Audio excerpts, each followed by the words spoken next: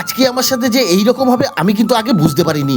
8টা বাজতে না বাজতেই আমার দোকানের সমস্ত চপ কিন্তু শেষ হয়ে গেছিলো।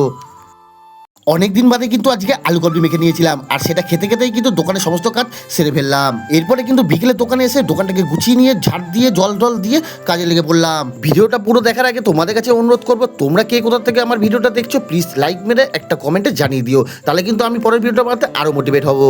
এরপরে কিন্তু আমি চপ ভাজা শুরু করে দিই এবং দোকানে কিন্তু আমার আস্তে আস্তে লোক জমা শুরু হয়ে যায়।